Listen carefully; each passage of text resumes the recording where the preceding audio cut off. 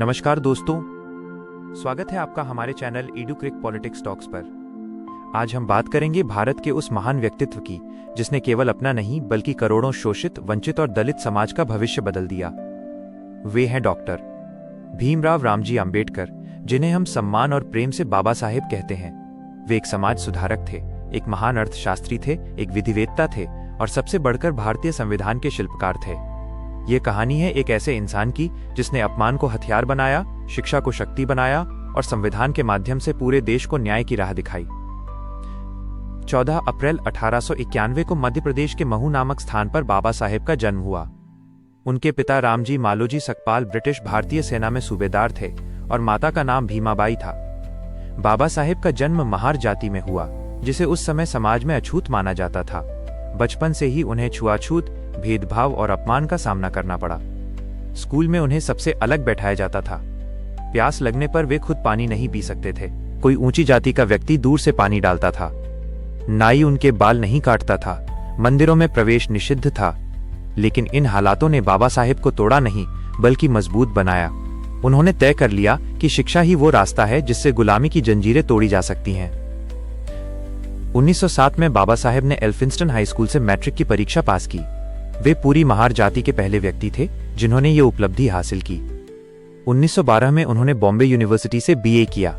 उनकी प्रतिभा को देखकर बड़ौदा के महाराजा सयाजीराव गायकवाड़ ने उन्हें छात्रवृत्ति दी। इसके बाद बाबा साहेब अमेरिका गए और कोलंबिया यूनिवर्सिटी से एमए और पीएचडी की डिग्री प्राप्त की। फिर वे इंग्लैंड गए, जहां से उन्होंने लंदन स्कूल ऑफ इकोनॉमिक्स से एमएससी और डीएससी किया। साथ ही उन्होंने बारेट लॉ की उपाधि भी प्राप्त की। वे दुनिया के सबसे पढ़े लिखे नेताओं में से एक थे। उन्हें 9 भाषाओं का ज्ञान था और उन्होंने 30 से अधिक डिग्रियां प्राप्त की।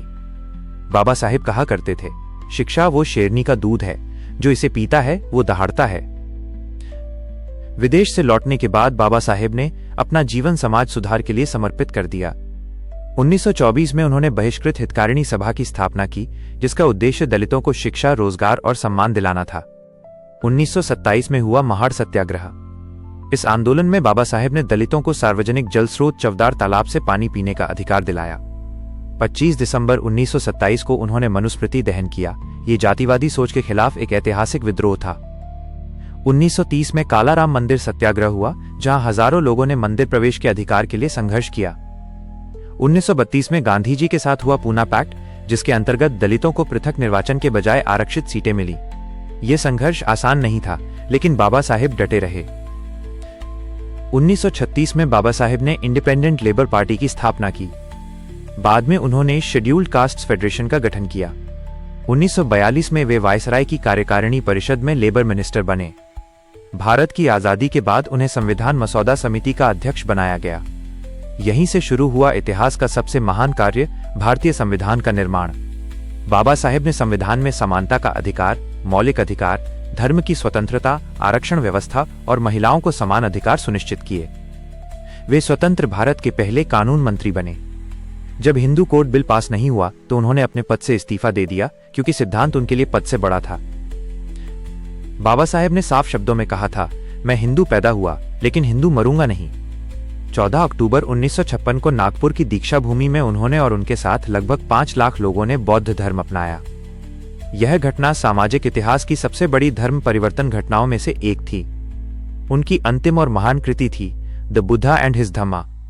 बौद्ध धर्म उनके लिए शांति, समानता और मानवता का मार्ग था। 6 दिसंबर 1956 को दिल्ली में बाबा साहेब का महापरिनिर्वाण हुआ। उनकी समाधि मुंबई में चैत्य भूमि पर स्थित है, जहां हर साल लाखों लोग उन्हें श्रद्धांजलि देने आते हैं। 1990 में भारत सरकार ने उन्हें मरणोपरांत भारत रत्न से सम्मानित किया। आज भी उनके शब्द हर युवा को दिशा देते हैं, शिक्षित बनो, संगठित रहो, संघर्ष करो। दोस्तों, डॉक्टर बाबा साहेब आंबेडकर केवल एक व्यक्ति नहीं थे। वे एक विचार थे, वे एक क्रांति थे। उन्होंने संविधान के माध्यम से भारत को सामाजिक न्याय की नींव दी। अगर आज हम बराबरी, अधिकार और सम्मान की बात करते हैं तो उसके पीछे बाबा साहेब का संघर्ष है। जय भीम, जय भारत।